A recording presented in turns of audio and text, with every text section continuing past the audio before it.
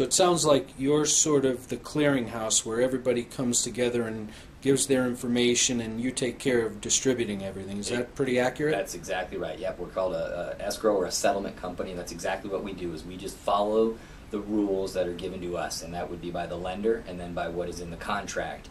And then we just take in all monies as a clearinghouse, pay ourselves for the title insurance premium and for the escrow work that is involved, and then disperse out all the other monies to the seller and to the lender, to the broker, etc. Okay. One question that often comes up is, let's say that I do allow a real estate agent to bring a buyer, and I'm going to go ahead and pay a commission, say 3% to that realtor. Mm-hmm. How do I pay that realtor? Do I just cut them a check? I mean, how do they know I'm going to pay them? And do I have to sign any paperwork? Should I feel safe in signing that paperwork that if it doesn't go through or something like that, I don't have to pay them? How exactly does that work? Yeah, it'll be paid out of the closing. So our title company will, when we're dispersing the checks, part of the contract will state that they're getting a 3% commission, and at the time of closing, we will subtract that from the seller's proceeds and issue a check to that real estate agent. If the transaction does not close, then they will not get paid, nor will anybody else on the transaction there. But as far as the legality of that, I mean, that all depends. Is if there's some violations in the contract, then certainly there could be some ramifications that real estate agents could say, hey, we performed all the duties and functions that we were required to do under the contract, and if you just decided to take your at the last minute not to sell your house or whatever, certainly there could be some legal ramifications that would need to be dealt with. Okay, so I should never be writing a check directly to a realtor. You guys will handle that. Yes, we will handle that. Absolutely. Okay, that makes much more sense. Mm-hmm.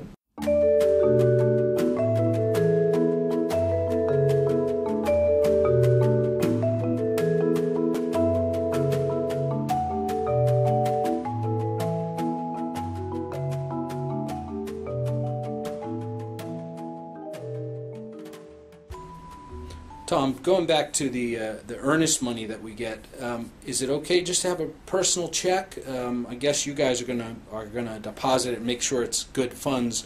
Should I be getting a cashier's check for that earnest money? That good question. Sort of personal preference on that. I would say most checks are not most earnest money checks are not in the form of a cashier's cashier's check, and that is just because there is ample time for that check to actually clear. We would deposit that check and it would clear, and then it's good money and it's in the account, and there's no worries. And 30 days later, 40 days later, when we're closing, that's when actually the real cashier's checks come in. So that when the buyer comes to the table, he needs to come with certified funds to the table, plus the lender's wire, etc.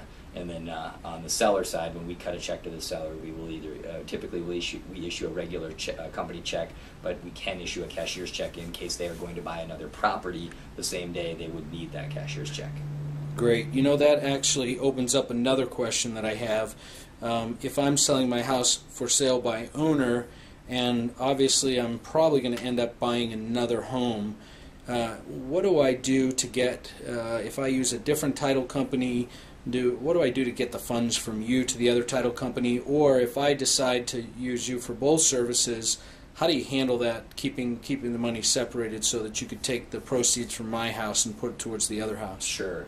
Real simple. I mean, if you're using another title company, we'll give you a cashier's check that you can take to that other closing and endorse over to that other title company, and then they will either cut you back the difference if the check is for too much, or be precise. We can even issue two checks so that one is for the exact amount of the next closing.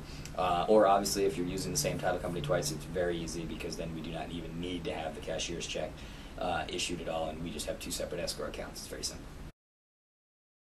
People often ask, especially in these volatile times here with a lot of companies and the financial crisis, and a lot of title companies have gone by the wayside, is why should they pick a company like Title America over another competitor?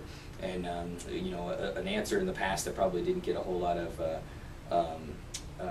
value was now is that the stability and the financial stability that we have as a title company, and our company Title America is owned directly by Fidelity National Financial, which is the largest title insurance underwriter in the country, and a very, very, very stable player, by far the #1 player in the marketplace. Okay, Tom, why don't you give us a little quick tour of the office here, if you have a minute? No problem. Follow me. Okay, you got it. Okay, now we're inside of the main office of Title America here, and we've got Tom Gysin to greet us. How you doing today, Tom? Steve, how are you? Okay. All right, real quick, this is just our kind of our administrative offices and our new national division, because we do service all 50 states as well, since we're part of the Fidelity family. Okay, and here we are. This is a typical closing room at Title America. This is where all the various parties, the buyer and seller, and the title person, and oftentimes the mortgage person or real estate person, will sit down and handle the paperwork. So I hope you've enjoyed and learned a lot from Tom Gysin of Title America. And since the closing is such an important part of the process, as you saw, the videos were longer and actually separated into two parts.